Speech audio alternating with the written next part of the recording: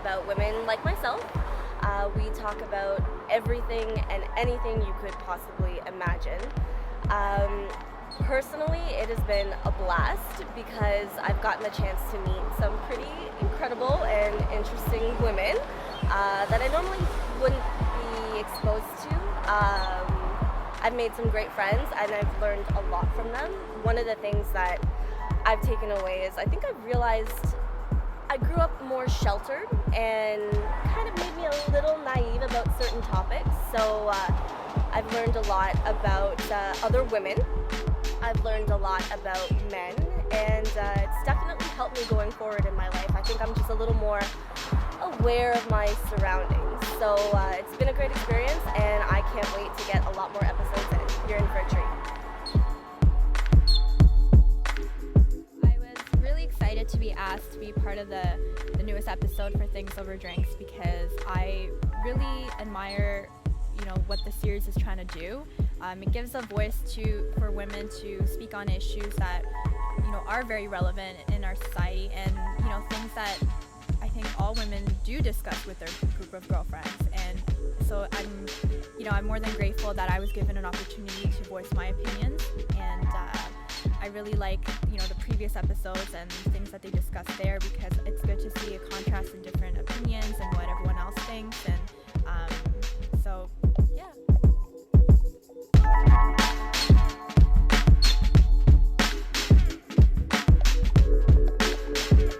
Learning about sex. This is a really tough one for me because one, I don't have kids.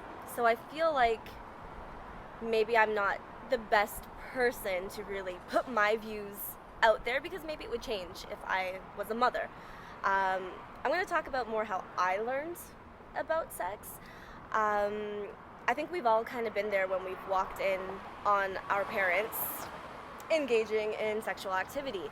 And my mom took that chance to really explain what sex was. And I have a very clear memory of my mom, because of course I ran out of her room and hid under my covers and was like, what the heck did I just see?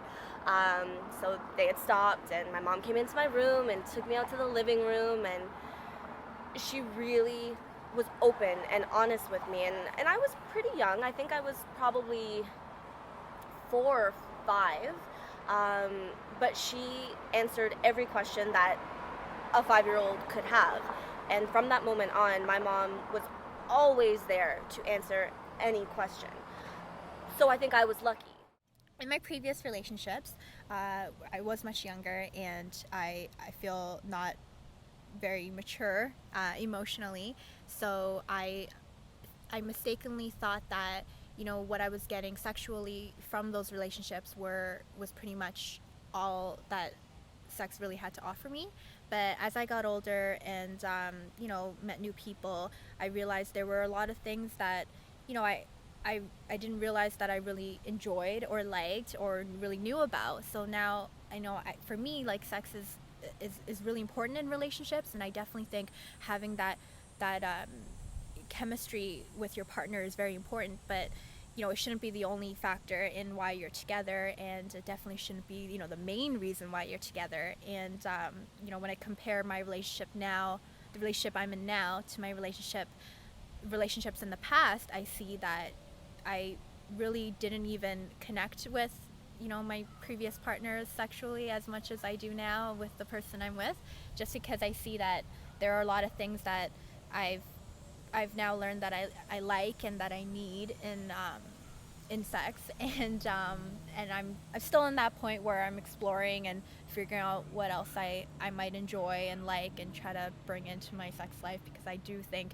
it's important that you don't limit yourself, and that you should be free to, there shouldn't be any stigma attached with sexual exploration. You should be able and comfortable to explore your body as well as your sexual preferences and various things you might be into, because